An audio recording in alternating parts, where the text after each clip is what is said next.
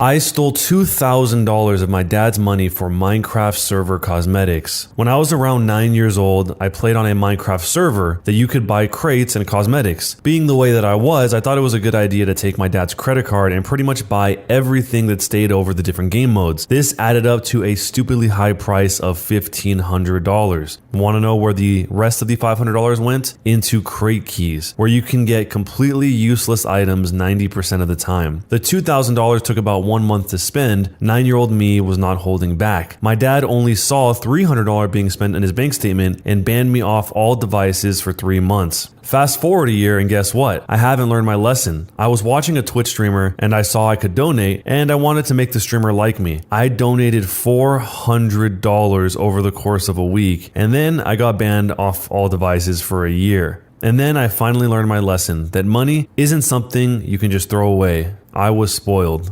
This kid was hardcore balling out. He spent $2,000 on a Minecraft server. I'm trying to think of even what kind of cosmetics would make you want to spend that much money on it to begin with. Or maybe they weren't even that great, but he didn't know the value of $2,000 and just wanted those things regardless. I do wonder if they got the money back or how that worked out. In the case of the Twitch streamer, that's got to be really disheartening as well for the streamer if they ended up taking the money back via some sort of chargeback or something, because a lot of times streamers are counting on what they get as donations to actually be donations, not be pulled from them later on. So there's actually no more information about that, but let me know what you guys think. Jerk or not a jerk, and what would you do in this situation? These next two stories have to do with spending money on Minecraft servers as well, and I guess it's a little more common than I expected. This one is, I spent $200 on a Minecraft server with my mom's credit card. This was during the golden era of Minecraft, so there was a server that I had found which had a ranking system. Depending on what rank you were, you could get different items for when fighting. It was a medieval type server. One night, I got up on our family computer and I took my mom's credit card. I have no idea how much I spent the first time, but because I wanted to be the highest donor, I kept buying ranks. There was another person who was trying to compete with me, which fueled my desire even more. Eventually, my parents found out but never knew that it was me that did it and thought that someone hacked our credit card. I got banned from the server for fraud or something along those lines. To this day, my parents still have no idea I did it, and it goes to show how easily you can burn through cash. Do I regret it? Yes. And am I the jerk? In this one, I'm guessing that they did charge the card back, which is why he was banned for fraud. But essentially, this boils down to pay to win. I mean, if you have a game where you're paying in order to get a better rank, what kind of game is that at all? You might as well just play Pokemon Unite. I'm guessing the server was set up in a way so if you were the highest donor, you had the best rank. Let me know what you guys would do in this situation, and we have one more Minecraft story that has to do with the server. I was 9 years old, but I stole $5,000.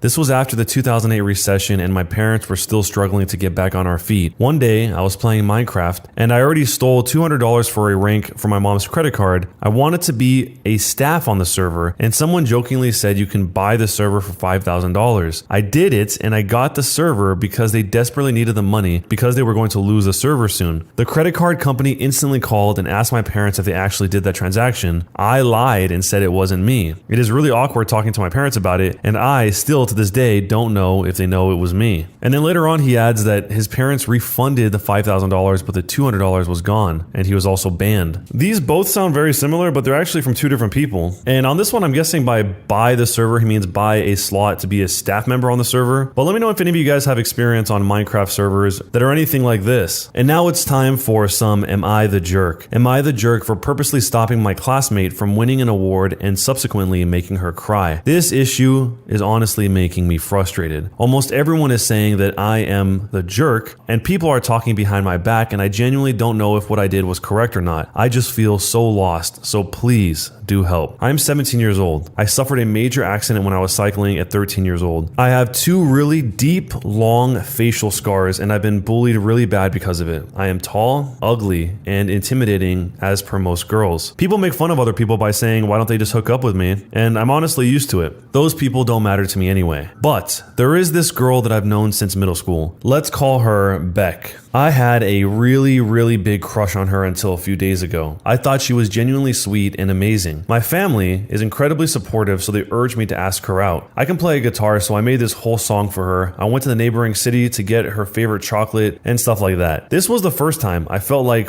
really going and asking someone out in my life. And I felt that regardless of what I do, she shall see me for who I am and at least accept me as a friend. I was over the moon when she ended up accepting. We went to a fancy restaurant and had a fun time together and walked for 30 minutes. She was really sweet to me. The next week or so was honestly heaven. People started noticing me, even her friends seemed friendly with me. I honestly cried every day because I felt so fortunate to get so much love. It all broke down when a friend of hers who was on Instagram and followed Beck sent screenshots to me. I honestly felt betrayed and disgusted. She had posts saying, fulfilled his lifelong wish by being his Valentine's, making his day by helping him interact with my friends. He is ugly, but beautiful people accept ugly people. Hashtag ugly people matter, etc. Beck's friend then explained to me that she apparently wanted a good social media image and had thus asked all of her friends to be kind to me and tolerate me in the first week of March, and then distance themselves from me. She apparently wanted to win some stupid positive role model award for her college application because she was lagging behind in community service and thought playing with my feelings for a few days wouldn't hurt. And apparently, since I was ugly, she was the one to give me attention anyway. I was in tears, and honestly, I felt disgusted. My blood was boiling. I researched about this award, found a Facebook page online about it. I went to the authorities to confirm if her name was on the nominations list, and then I had my friends at work and family as an alibi. She is apparently crying a lot because she received a message from the committee saying her nomination was withdrawn. I feel even more ostracized now in school, but honestly I have no remorse whatsoever and I feel far more satisfied. So the question is, am I the jerk for purposely stopping my classmate from winning this award and subsequently making her cry? This is unbelievable. I can't even imagine how sad that is to go through and think that you're living a normal experience, all to find out that she's looking at it as sort of a charity, that she's using you as the thing to give charity to in order to get what she ultimately wants, when I'm guessing she didn't actually care about him. I mean, maybe this is all one massive understanding, like some sort of romantic comedy where that's where she started doing, where that's why she started doing it. But in the end, she ended up falling for him on her own. But it sounds like that's probably not the case this time. I mean, luckily, the friend was kind enough to at least let him know that he was being played in this whole situation by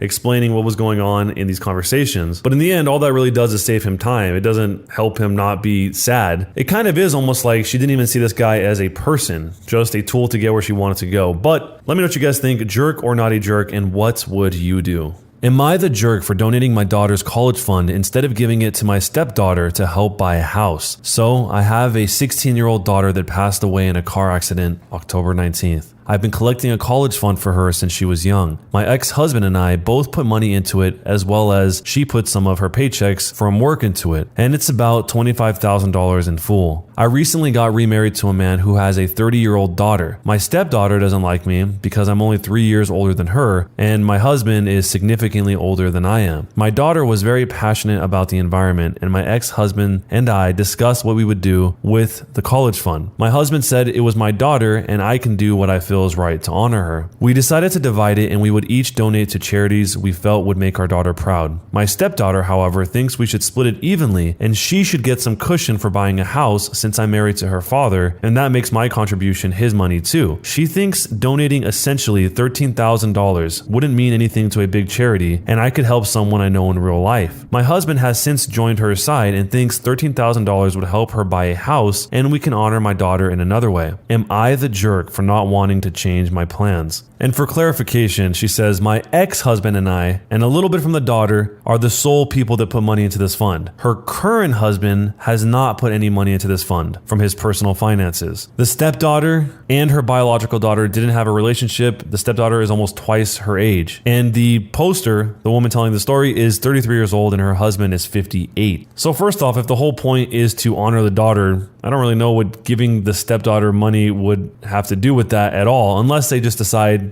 this is not for honoring the daughter. This is just to give money that was here and we can honor her in some other way. But it sounds like she already has her mindset on doing this, which makes sense. I'm sure this is probably one of the ways she's grieving with losing her own child. It seems like it's probably going to cause a lot of problems since the current husband is now siding with the stepdaughter when neither of them, the stepdaughter nor the current husband, contributed towards this sum of money. In fact, the daughter that died was a contributor to this money and the mother herself. I think maybe the stepdaughter thinks that it's the obvious choice just to give the money to her because giving it to a charity would just be wasted, at least from the way she says it, because the way it's described is that $13,000 wouldn't mean anything to a big charity. So let me know what you guys think. Is she the jerk or not for giving her late daughter's college fund to a charity instead of her stepdaughter? Am I the jerk for telling my stepdaughter to stop using female hygiene products in the bathroom she shares with my teenage sons? I've been living with my new wife and stepdaughter for about 6 months now. She is 19 years old, almost 20 years old. I have 3 sons aged 18, 16, and 15. She's a really good kid and she's a good influence on my sons. I really enjoy having her around. My wife and her daughter moved into my house and sold theirs. My stepdaughter's father isn't present in her life, nor is my son's mother. All 4 children share a bathroom.